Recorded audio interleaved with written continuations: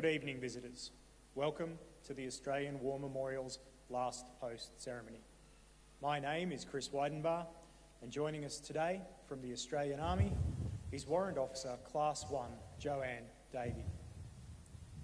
We warmly welcome the family of Private Stephen Bernard Woodbury, whose story will be told shortly. We are honoured to welcome Mr. John Spencer Clark, who served with the Royal Australian Navy during the Second World War, and members of one recruit training unit, Royal Australian Air Force, who are in attendance this evening.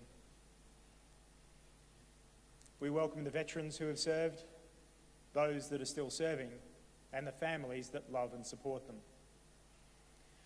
We acknowledge the members of RSL and Services Clubs Association, RSL Victoria, and RSL Queensland who are watching the broadcast of this ceremony across Australia. During this evening's ceremony, wreaths will be laid at the base of the pool of reflection by family, visitors, and by students on behalf of Methodist Ladies College, Claremont, from Western Australia. I now invite all those who are able to please stand and join in singing the National Anthem.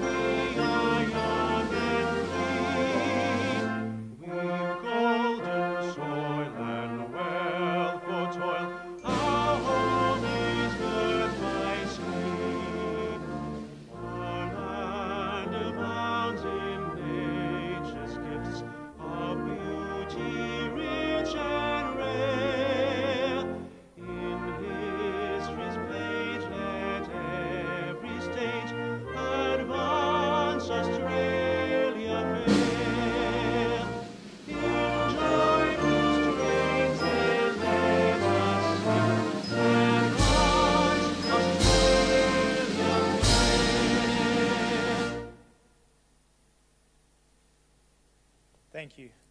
Students and those who require a seat, please be seated.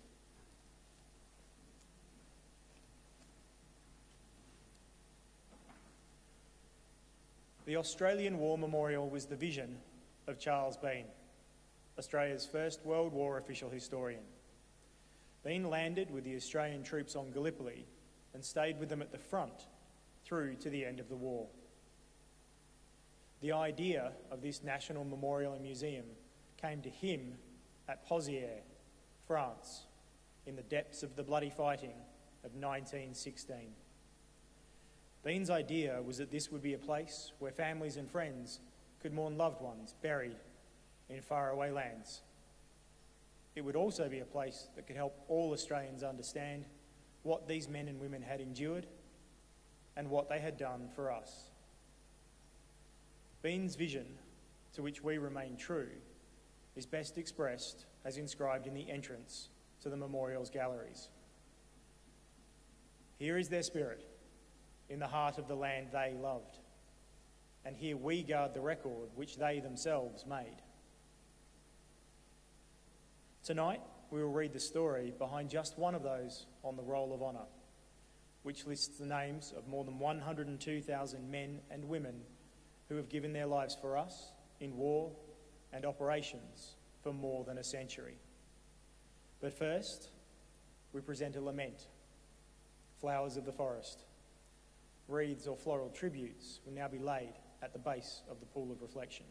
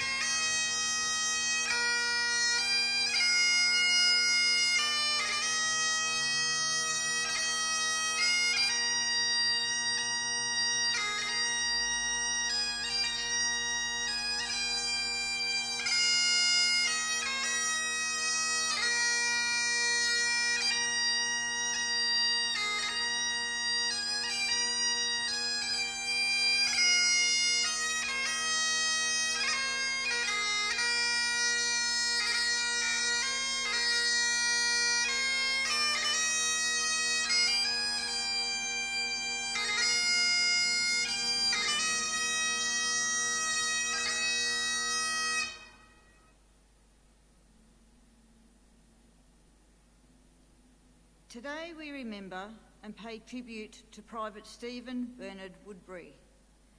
Stephen Woodbury was born in Spencer on the Hawkesbury River north of Sydney in 1894. He was one of 11 children born to Austin and Margaret Woodbury, their third eldest son.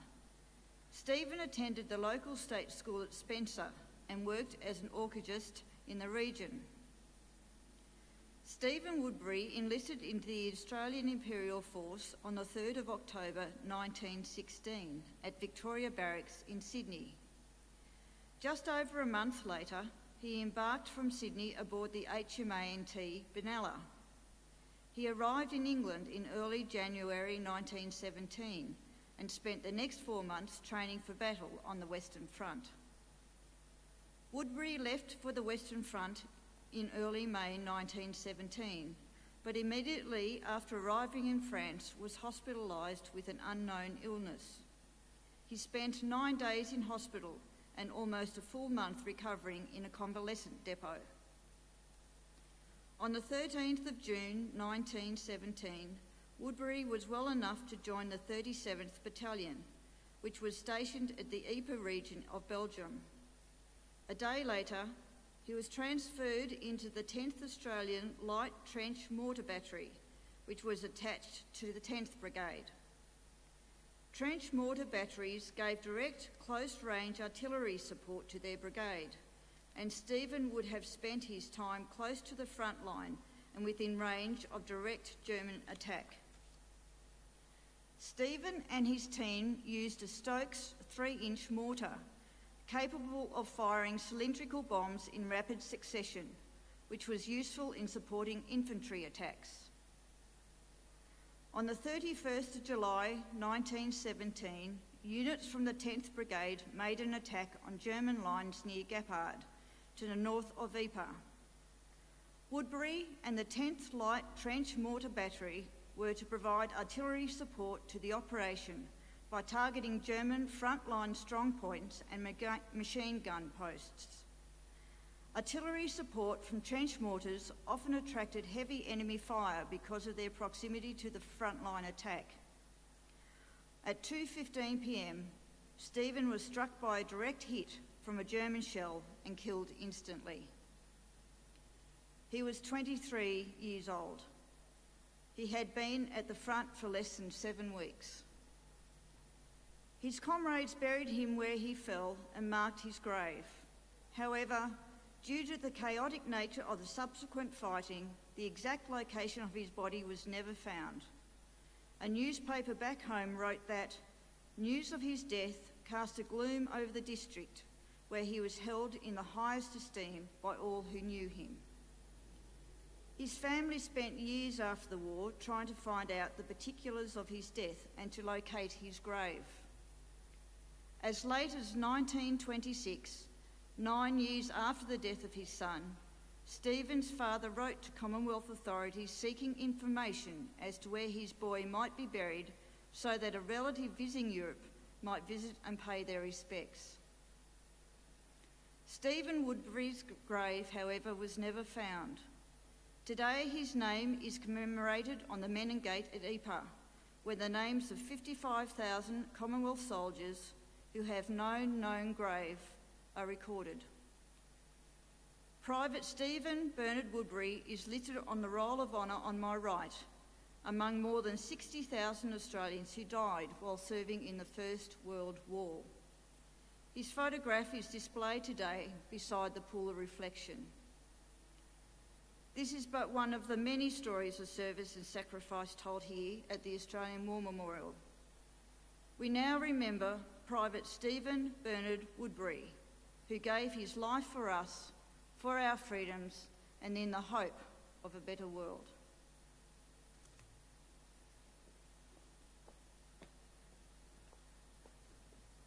Please stand for the reading of the Ode and the sounding of the last post.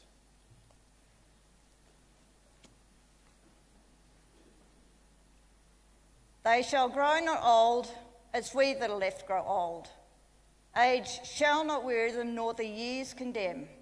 At the going down of the sun, and in the morning, we will remember them. We will remember them.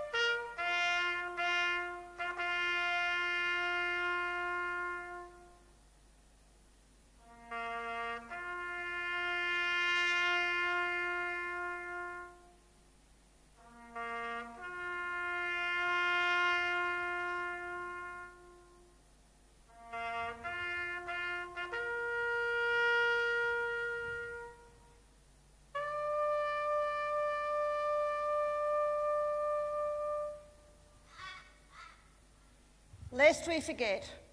Lest we forget.